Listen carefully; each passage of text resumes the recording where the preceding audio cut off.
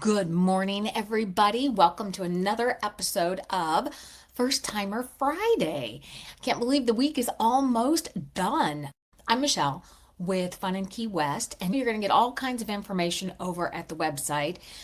But I got to thinking, and when we were walking around Key West and checking out everything a couple weeks ago, I saw a lot of people with their luggage, and what I noticed was a lot of people had a lot of luggage or large luggage, which got me thinking, and I've been asked this, what can we expect? What should we bring? What should we pack? And I thought, first time on Friday, I think I'm going to go over that. Because if you are like me, you always seem to maybe it's just me, I always seem to overpack whenever I go someplace for the first time. Now, I still overpack, but I keep it within reason. So I try to do the whole carry-on thing and see if I can get everything I need into a carry-on. And sometimes I'm pretty good, and sometimes I forget a couple of things. Now, I'm going to preface this with Key West's dress code is casual. So flip-flops, t-shirts, shorts, you are good to go. Maybe a summery, springy dress for evening, and for the guys, maybe a golf shirt and some nicer golf shorts or however you want to roll. You would be fine. And a bathing suit. You would be fine. But let's kind of walk around and get some ideas of things maybe you didn't think about or things to add to your list. And keep in mind, you can always buy things when you get there. But to save some of those extra costs, make sure we're packed ahead of time. Or maybe it's an excuse to go shopping when we're in Key West. And, always a reason to go. So it's never frosted, it's never snowed in Key West, so you're never going to have to pack anything that is a puffer coat or anything like that. You can leave those in your car when you head into the airport, and then they'll be there waiting for you when you get back to your car at your location if you're coming from the north and it's a very snowy section. In the summertime, it is going to be humid. It is going to be warm. So lots of I always say bring a couple extra shirts because you're probably going to change out of them because they're going to get a little stuffy and musty and everything. And in the winter months, you're going to have some average temperatures in the evening. That might roll into a little bit of a cooler night. So a pullover or a nice sweater will always be a good thing to bring. In the rainy season, be sure to always check the weather forecast before you head to Key West. But if it's rainy season, bring a raincoat.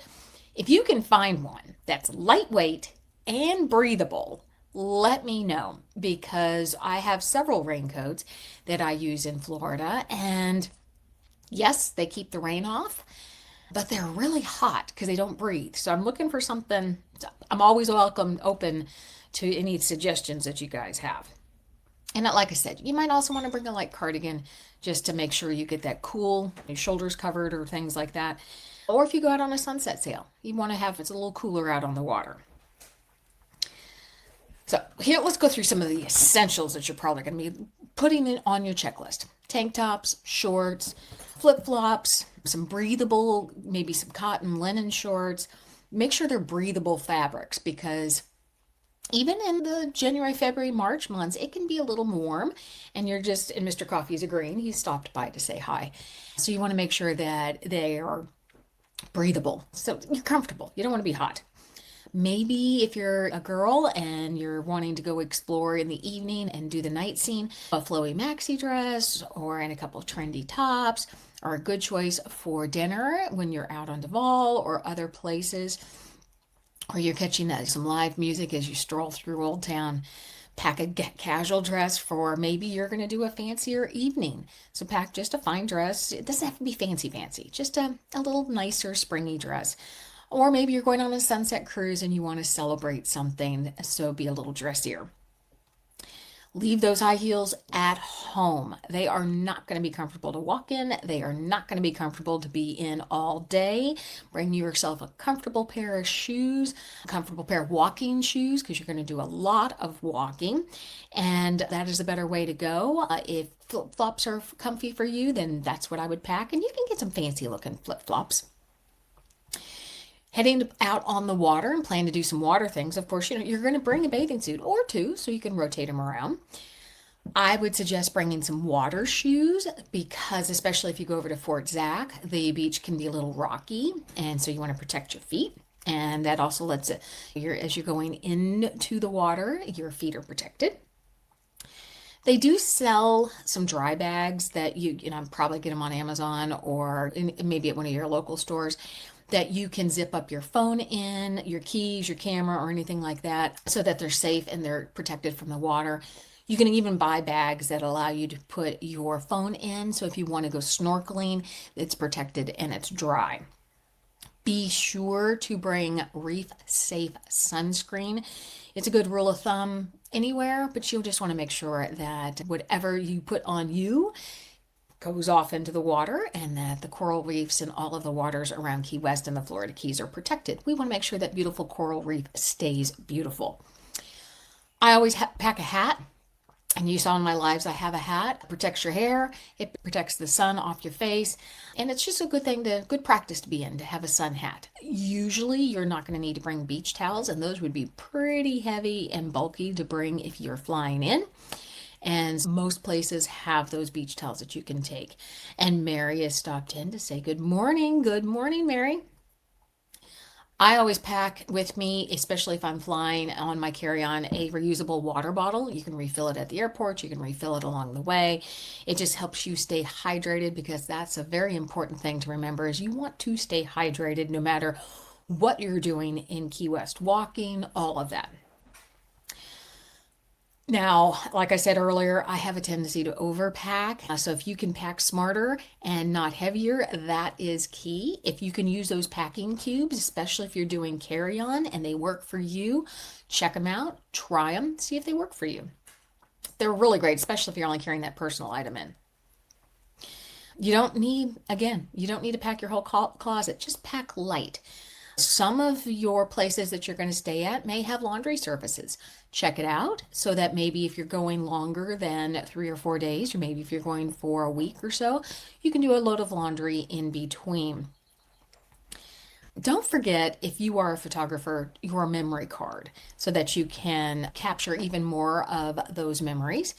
And because you want to make sure that all those vacation pics under the palm trees and those turquoise waters are there. And if you are traveling with a camera that needs a memory card, be sure to bring an extra one. They may be a little bit difficult to find in Key West, but not impossible.